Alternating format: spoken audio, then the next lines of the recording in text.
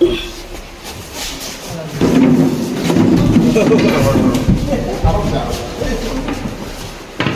Very danger. এইটো বেছি বেয়া, এইটো বেছি বেয়া। ই পুৰা ইয়াৰ হেৰি আছে।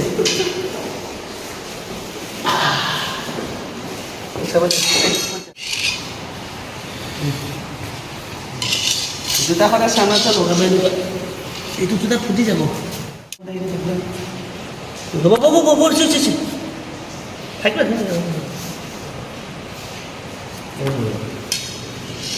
এতিয়া লাঠিটো ইয়াত দিবা, বুজিলা? লাঠিটো ইয়াত।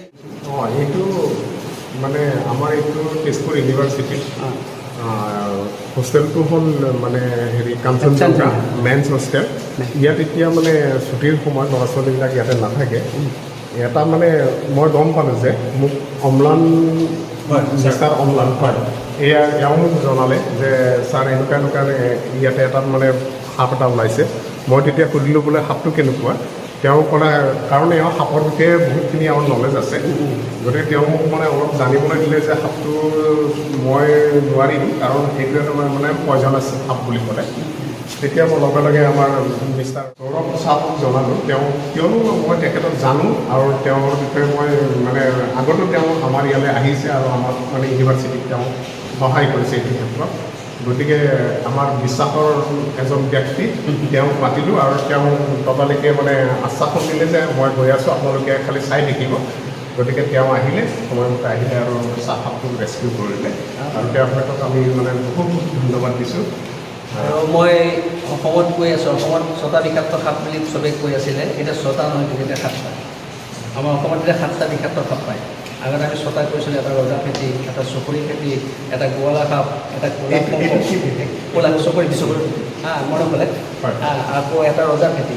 এতিয়া তাৰ লগত কিন্তু ইয়াত কৈ দিয়ক ৰজা হেৰি নেচেল ভাইপাৰ অসমত এতিয়া চিৰাঙতো পায়, বঙাইগাঁৱত পায়, তেজপুৰত পায়। তেজপুৰত পোৱালিও দিছে।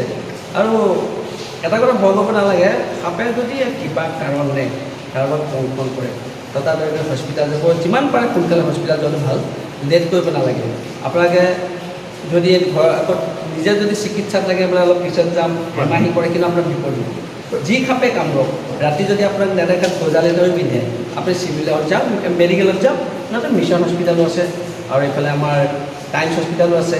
যিকোনো এখন হস্পিটেলত গ'লে আপোনালোকে চিকিৎসাটো কৰিব পাৰিব, কাৰণ ডক্টৰে আপোনাৰ ব্লাড টেষ্ট কৰিব, ডক্টৰে কেইটামান টেষ্ট কৰিব। সেই টেষ্টটোত আপোনাৰ ওলাই কৰিব আপোনাৰ বিষাক্ত সাপে কামুৰিছে নে অবিষাক্ত সাপে কামুৰিছে। যদি অবিষাক্ত সাপে কামুৰিছে 24 ঘণ্টা আপোনাক ৰাখিব অবজাৰ্ভেশ্যনত, আকৌ আহিবলৈ দিব। আৰু যদি বিষাক্ত সাপে কামুৰিছে আপোনাক ৰাখিব, কাৰণ আকৌ ট্ৰিটমেণ্ট দিব লাগিব পাৰে, ট্ৰিটমেণ্ট দিব লাগিব পাৰে, হয়তো এণ্টিভেনম দিব লাগিব পাৰে। কিছুমান আকৌ এটা কথা আছে, প্ৰায়খিনি সাপে ফেটি সাপে কিন্তু ফলছ বাইট কৰে, এইটো আমি ড্ৰাই বাইট বুলি কওঁ। ড্ৰাই বাইট ভয় পায় সাপে, কেতিয়াও ভয় কৰি তাৰমানে কিছুমান ফেটি সাপে বিটটো নিদিয়ে, ভয়হে পায় কিন্তু, কাৰণ সেই বিটটো সংগ্ৰহ কৰিবলৈ বহুত সময় লাগে। আৰু এটা ভেকুলী মাৰিবলৈ সিহঁতে গোটেই বিটটো নেৰে, জাষ্ট অকল ক্লিক কৰে যাতে ভেকুলীটো সেই খাই থাকোঁতে অৱস হৈ থাকে। সেইকাৰণে মই কৈছোঁ যে সকলোকে এটাই কৈছোঁ যে চব সাপে তাৰমানে কি আছে, আপোনাৰ সাপে খাবলৈ ভয় কৰিব নালাগে। খাবলৈ ভয় কৰিলে আপোনাৰ বিপদ, আৰু বিপদটো হ'লে আপোনাৰ মৃত্যু হ'ব। ধন্যবাদ আপোনাক আহিছে।